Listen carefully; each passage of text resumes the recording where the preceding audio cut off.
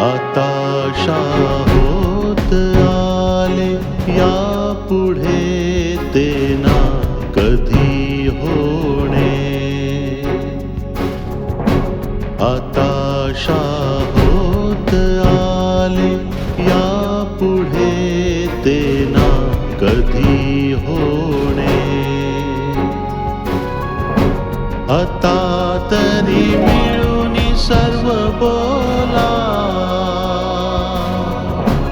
आता तरी मिळून सर्व बोला. ना ऐसे ना पुन्हा होणे.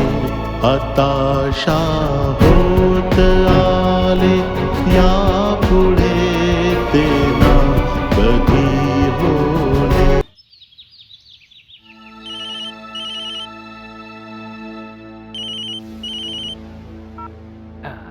हॅलो.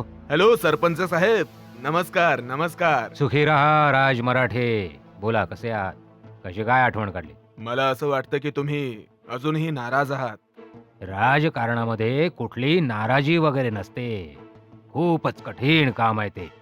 आज दोस्त आहे तोच उद्या विश्वासघात करू शकतो. तुम्ही माझ्यावर अशी शंका घेणं योग्य नाहीये. आणि तुम्ही तर माझे गुरु आहात, राजकीय गुरु.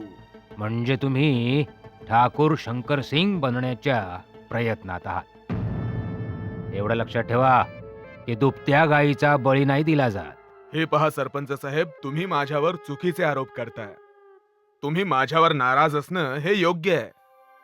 तुमचा गैरसमज लवकरात लवकर दूर व्हावा अशी मी इच्छा करतो. माझ्या विश्वासावर प्रहार करू नका सरपंच साहेब. अहो, मग मी असं समजू की विकी खुनी आहे? असं कसं समजाल तुम्ही? त्याच्या विरुद्ध कसलाही पुरावा नाहीये आणि साक्षीदारही नाहीये. हं. आणि कोर्टाने तर त्याला जामिनावर मुक्त सुद्धा केलंय ना. पण माझ्या मनातल्या कोर्टात अजूनही घालमेल सुरू आहे की जबाबदार कोण आहे. सरपंच साहेब, मी आयुष्यात पहिल्यांदा तुमचा असा गोंधळ उडालेला पाहिलाय. अहो, मूठ माती द्या त्या केसला. आणि परत सरपंच पदाच्या निवडणुकीची घोषणा झालेली आहे ना. का? उपसरपंचांची निवड तर झाली होती. अहो, त्याला तर नवीन SDM बाईंनी आल्या आल्याच सस्पेंड करून टाकलं लाचखोरीबद्दल. आता ग्रामपंचायतीचं काम कोणाला तरी पाहावंच लागेल ना. सरपंच साहेब, हे सगळं तुमच्याच फायद्यासाठी होतंय. ते कसं? वारंवार ही संधी तुम्हाला यामुळे मिळते की तुम्ही तुमचा पराभव विजयात रूपांतरित करावा. महिला आरक्षणाचा मुद्दा तर परत होणारच. ते तर आहेच. अहो, त्यात काय अडचण आहे? वहिनी साहेबांना पुन्हा उभं करा. त्यांना टक्कर कोणीच नाही देणार. आणि त्या तर नावाच्या सरपंच असतील. सगळं काम तर सरपंच साहेब तुम्हालाच करावं लागेल. अहो राज मराठे, कोणीतरी विरोधात येईलच ना. हा, सरपंच साहेब, जो कोणी येईल तो तोंड घशी पडेल. अहो, यावेळी सत्ता तुमचीच आहे आणि फक्त तुमचीच आहे. चला, ठीक. आम्ही आजपासूनच तयारीला लागतो. तुम्ही आपल्या या शिष्यावर कृपा ठेवा. बाकी सर्व होऊन जाईल. नमस्कार सरपंच साहेब. सुखी राहा, आनंदी राहा.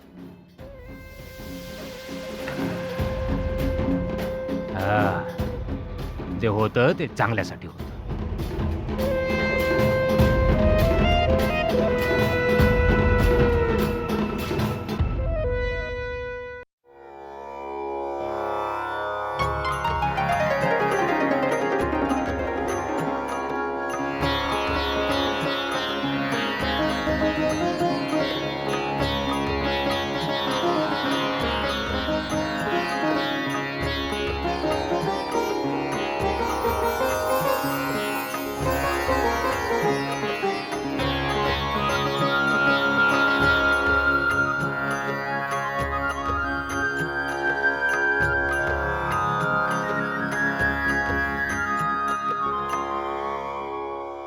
देवी, आजच अख्खं रामायण वाचणार आहात की काय? का आता यात सुद्धा अडचण आहे तुम्हाला?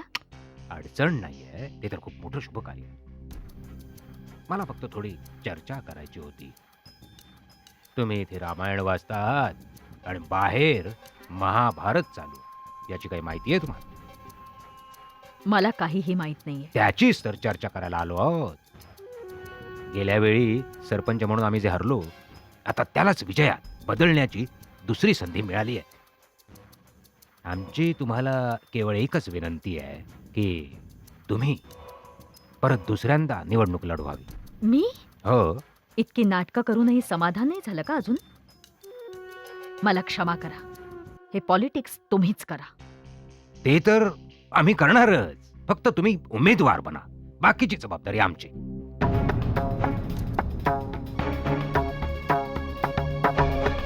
माझ्याशी या बाबतीत बोलणं व्यर्थ आहे.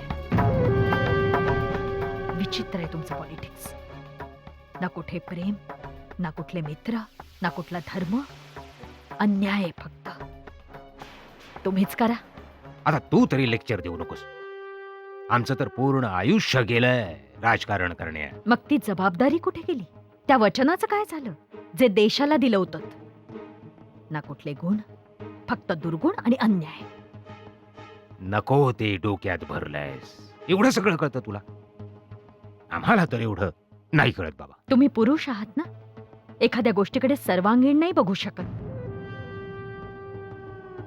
मला तर एक गोष्ट कळली.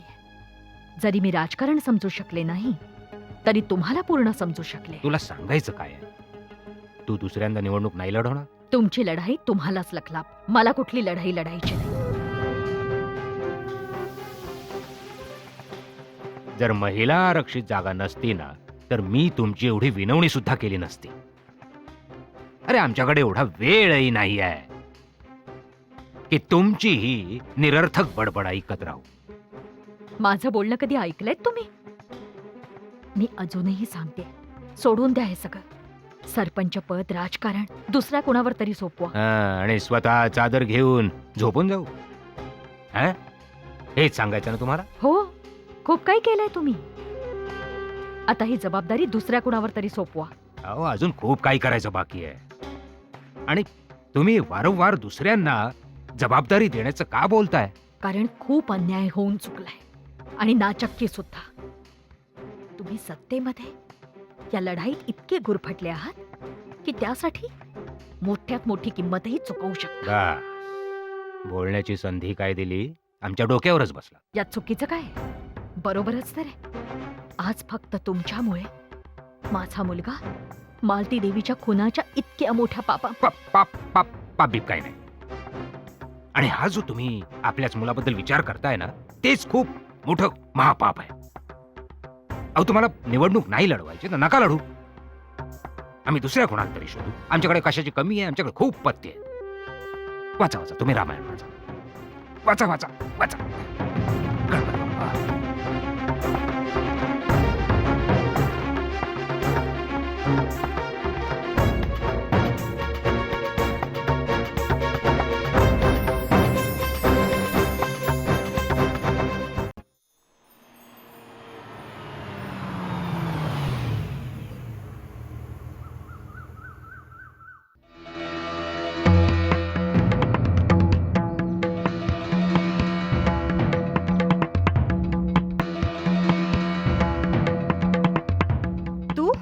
तू इथे कशासाठी आलायस?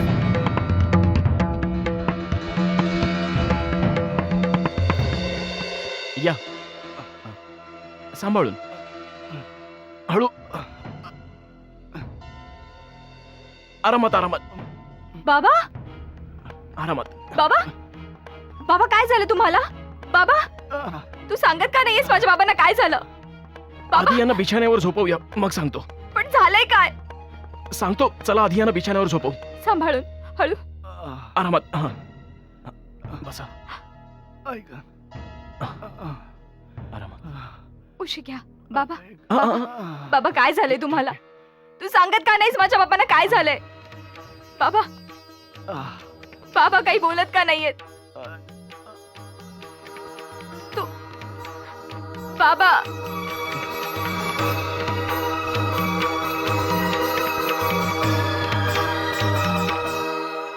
गुरुजी, स्वतःची काळजी घ्या. मी नंतर येतो.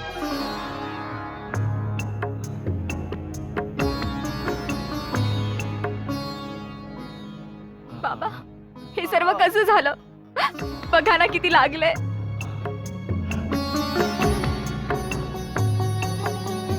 मी लगेच आले बाबा.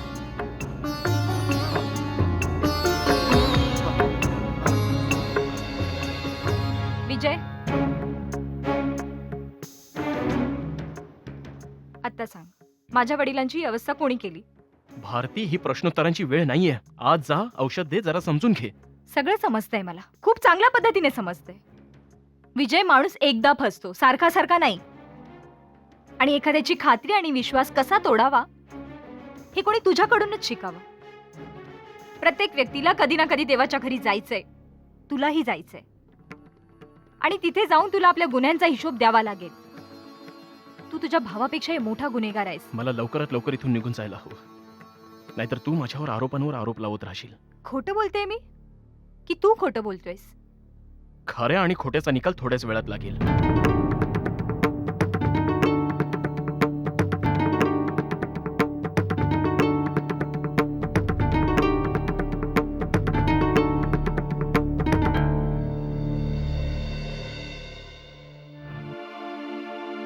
पाणी. बाबा, पाणी. बाबा, आरामात. पाणी घ्या.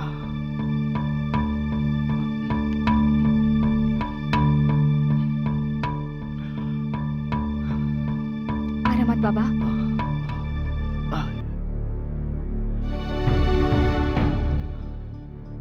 हे कसं झालं बाबा? विजय निघून गेला. बाबा, नाव पण काढू नका त्याचं. हे सर्वच्या सर्व माझ्या आईचे खुनी आहेत. फक्त सहानुभूती दाखवतात. तू त्याला वाईट साईड बोलली नाहीस ना? तोंड लपवत फिरेल पूर्ण गावातून. हे तू काय बोलतेस भारती? आज आज जर विजय नसता तर तुझे बाबा जिवंतच आले नसते. बाबा, तू तर त्याचे आभार मानायला पाहिजेस. जर विजय आज वेळेवर आला नसता तर तुझे बाबा तिथेच रस्त्यावरती पडून राहिले असते.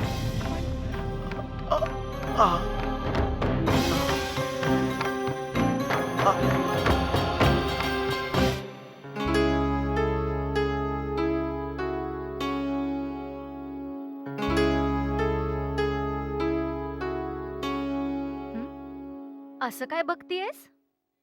बघते की जेव्हा तुम्ही एखाद्याची मदत करतात तेव्हाच तो तुमची मदत करतो. हो, हे तर आहेच. टाळी दोन्ही हातांनी वाजते.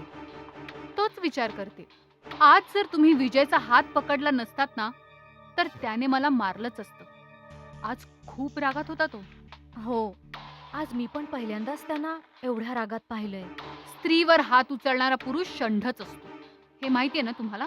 त्याला जे बोलायचं होतं ते तो बोलू शकत होता, तरी सुद्धा त्याने हात उचलून योग्य केलं नाही. जाऊ दे ग, माणूस नेहमी रागात आपला तोल गमावतो. विसर आता. संजना या गोष्टी कधीच विसरणार नाही. नेव्हर. काय बरं बोलून गेला होता तो? की माझं तोंड बघणार नाही म्हणून. त्याला माझ्या पायांवर डोकं ठेवायला लावेन. आणि आज मी तुम्हाला हे वचन देते. अशी चूक करू नकोस संजना, कारण यामुळे विजय भाऊजी तुझा फक्त तिरस्कारच करतील. जर तुला त्यांच्या मनात स्वतःसाठी स्थान निर्माण करायचं असेल तर तुला स्वतःला बदलावं लागेल. बहिणी, तुम्ही विजयाला मिळवण्यात माझी मदत कराल? हो, का नाही? अगं, तू माझी इतकी मदत केलीयस तर माझं सुद्धा कर्तव्यच आहे की मीही तुझी मदत करावी. अच्छा, काही दिवसांपूर्वी विजय सांगत होता की तो एका मुलीवर प्रेम करतो म्हणून. तुम्हाला माहितीये ती मुलगी कोण आहे? बघ, आता या गोष्टीत किती तथ्य आहे किती नाही हे त्यांनाच माहीत. पण पण काय वहिनी, तुम्ही मोकळेपणाने का सांगत नाही? का लपवताय तुम्ही? मला शंका आहे. शंका नाही, उलट हा माझा अंदाज आहे की. पण तुला कसं सांगू? तुम्ही सांगा तर खरं, मी स्वतः खात्री करीन. पण पण याबद्दल कोणालाच कळलं नाही पाहिजे की मी तुला या बाबतीत काही सांगितलंय. आता तर आपण दोघी मैत्रिणी झालोत आणि आता तर तुम्ही माझ्या मोठ्या जाऊबाई होणार आहात. मग तुम्ही मला ही गोष्ट सांगू शकता ना? बरं ऐक, जर तुला विजयला मिळवायचंच असेल तर तुला विजयच्या मार्गातून त्या भारतीला दूर करावं लागेल. तीच भारती, गुरुजींची मुलगी. त्या दोघांमध्ये काही सुरू आहे का? आता माझ्याकडून काढून घेऊ नकोस, पण मला सर्व माहिती आहे की विजय भाऊजींना भारती खूप आवडते. अगं ती दोघं एकत्र शिकली आहेत. मी भाऊजींच्या डायरीमध्ये भारतीचं नाव लिहिलेलं बघितलं होतं. ओ, तर ही गोष्ट आहे. आता बघाच वहिनी, मी भारतीचं नाव विजयच्या डायरीतूनच नाही तर त्याच्या आयुष्यातूनही काढून टाकेन. मी विजयला मिळवण्यासाठी काहीही करू शकते, काहीही.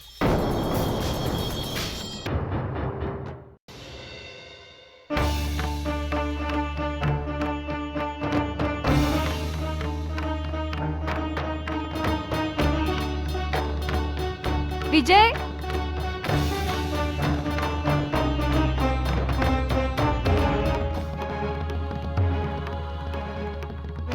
विजय, विजय, विजय, विजय, विजय, माझं ऐकून घे, माझं ऐकून घे. मला माफ कर. का वाट अडवतेस माझी? जाऊ दे ना मला. एवढी दूषणं देऊन समाधान नाही झालं का? की अजून दूषणं द्यायची आहेत? मी तुम्हाला बोलले ना, मला माफ करा. कोणास ठाऊक मी रागात तुम्हाला काय काय बोलले. शेवटी बाबांनी मला सांगितलं. मला माफ करा. माफी माझ्याकडून? का? मी तर तुमच्या दृष्टीने अत्यंत वाईट माणूस आहे. तुम्ही असं बोलून मला लाजवताय. मी तुम्हाला बोलले ना, मला खरंच काही माहीत नव्हतं. जेव्हा बाबांना शुद्ध आली तेव्हा त्यांनी मला सांगितलं की तुम्ही विजयजी, मी माझ्या आईला आधीच गमावून बसले. बाबांना गमवायचं नाहीये. म्हणून मी त्यांना जेव्हा अशा अवस्थेत पाहिलं तेव्हा जा आधी घरी जाऊन त्यांची काळजी घे. त्यांच्या डोक्यातून खूप रक्तस्राव झालाय. ही या गोष्टीची वेळ नाहीये. तुम्ही ऐन वेळी माझ्या बाबांसाठी देव बनून आलात. माहित नाही बाबा किती वेळ तिथे पडून राहिले असते. तो रस्ता पण एवढा सामसूम आहे. जर कोणी पाहिलं नसतं तर. तुमचे उपकार मी आयुष्यभर विसरणार नाही. यात उपकाराची काहीच गोष्ट नाहीये. हे नशीब समज की मी तिथून जात होतो आणि गाडीचा स्पीड कमी होता. जर गाडी स्पीड मध्ये असती तर मी सुद्धा निघून गेलो असतो. असे कसे गेला असतात? तुम्ही होतात म्हणून तर माझे बाबा वाचले. भारती, खरं सांगायचं तर मी नेहमीच चांगल्या मनाने तुझी मदत करत होतो. पण तू नेहमीच माझा तिरस्कार केलास. बरं, एक गोष्ट सांग, काय कोणत्या मुलाला हे माहीत असतं का की त्याचा जन्म कुठे होणार आहे? आता हा माझा दोष आहे का की मी शंकर सिंगच्या घरात जन्माला आलो? जेव्हा पण मी तुमच्यावर विश्वास ठेवण्याचा प्रयत्न केला, आपल्यात कोणती ना कोणती अशी गोष्ट घडायची ज्याच्यामुळे आपल्या दोघांमधली दरी वाढत गेली. पण मी आधी चुकीचा नव्हतो आणि आजही नाही. म्हणूनच तर आज तुझ्यासमोर तुझी वाट अडवून उभी आहे. काय असं नाही होऊ शकत की आधीच्या सर्व गोष्टी विसरून आपण नवीन सुरुवात करूया? मैत्रीची.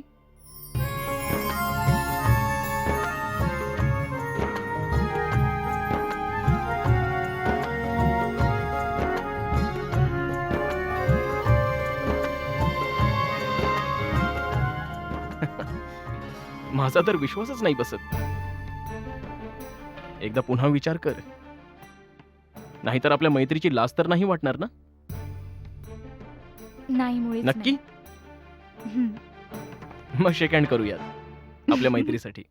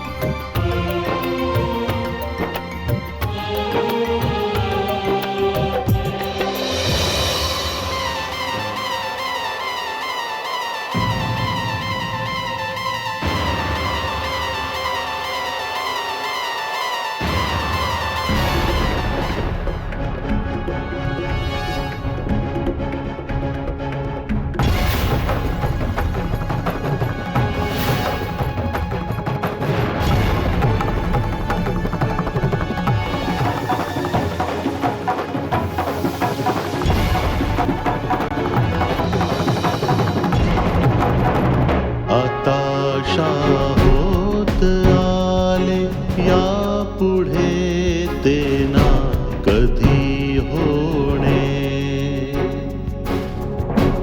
आता होत आले या पुढे ते ना कधी होणे. आता तरी मिळून सर्व बोला